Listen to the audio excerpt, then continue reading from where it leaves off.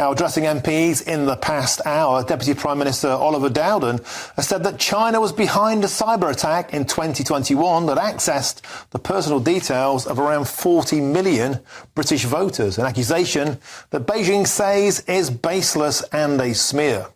Well, Oliver Dowden also told the House of Commons that whilst the UK's institutions had not been harmed by the attacks, the cyber threat from China is, quote, real and serious, that the government was sanctioning Chinese individuals in response.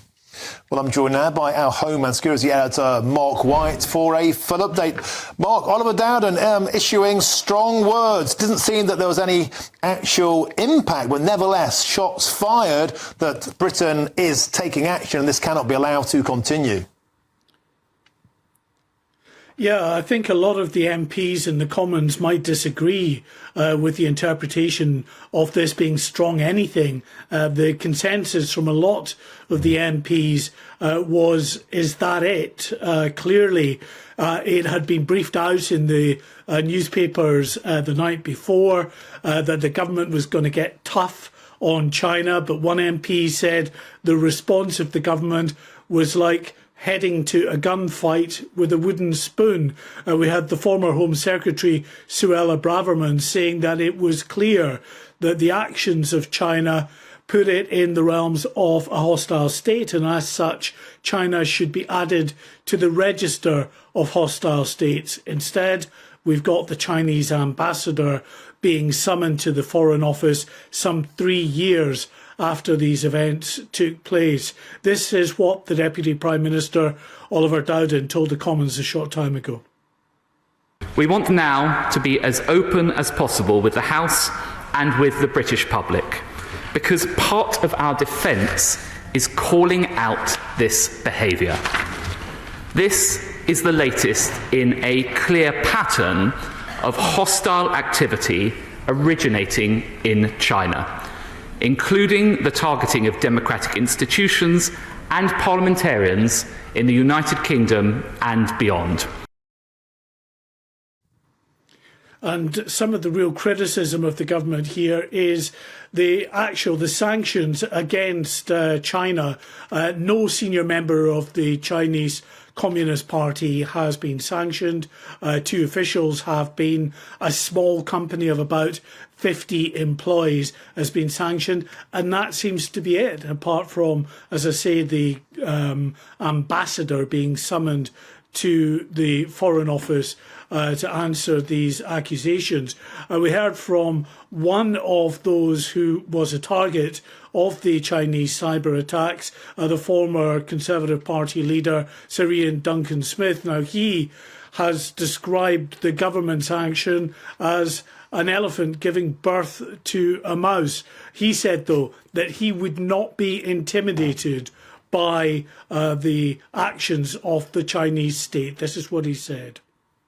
Neither we nor other parliamentary colleagues will be bullied into silence by Beijing. For years, the behaviour of the Chinese government has gone unchecked, and we have been too passive here in the West, particularly here in the UK, as Beijing overseas influence operations have rapidly expanded, turning a blind eye to what the Intelligence and Security Committee termed penetration of every sector of the UK economy, unquote.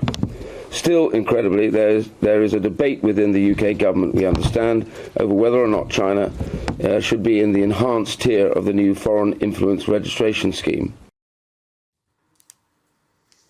Well, the Chinese government is clearly on notice now, but there's no indication that this kind of activity is diminishing in any way. In fact, just in recent days, some real concern about Russia and China passing on disinformation about the Princess of Wales, given the medical condition that she has been faced with as well.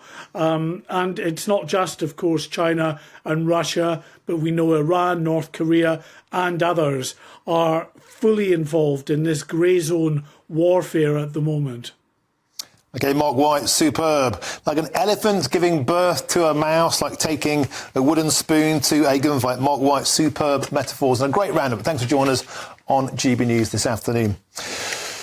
OK, moving on now. For reaction to this story, I'm joined in our studio by Charles Parton, who spent 22 years of his 37-year diplomatic career working in or on China, Hong Kong and Taiwan. So you know a thing or two about the Chinese modus operandi.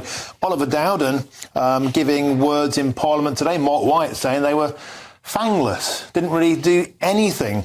But he did set out that there was no real threat or impact onto our elections, our democratic systems. Nothing has really happened. So is all this really much ado about nothing? No, I don't think it is actually an elephant giving birth to a mouse, to be frank. I mean, this is just one of very many number of Chinese attacks on a whole range of things. So will this particular attack bring UK democracy to its knees? No, it won't.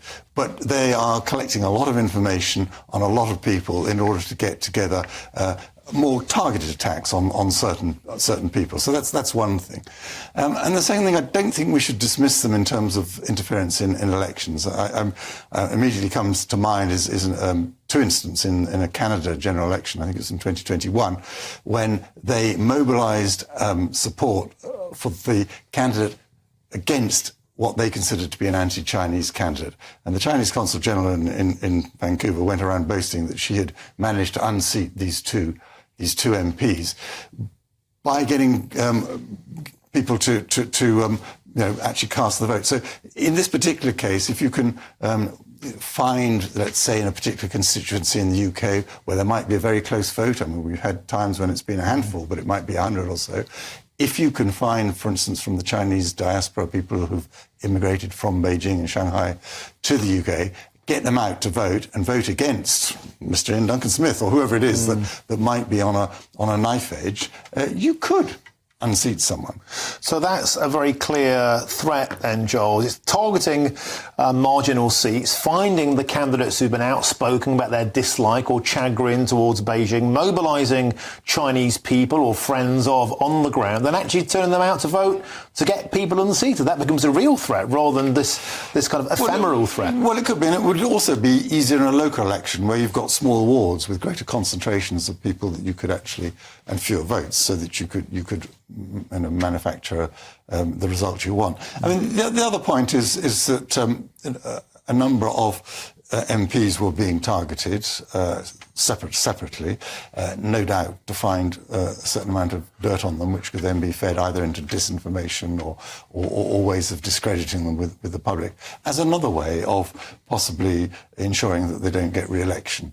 So I think it is serious. And then the other thought that comes to my mind is that if you're a minister, let's say, or a politician with a fairly slim majority in Parliament, are you going to be pushing policies that you think might offend the Chinese Communist Party if you think it's then going to mobilise people in your constituency to vote against you at the next election and make you lose your job? I mean, these are smallish chances, but clearly the Chinese think it's worth hacking these databases. I mean, they're not wasting their time and effort and money for no reason. So I think Mr. Dowden and the government belatedly was absolutely right to call these things out.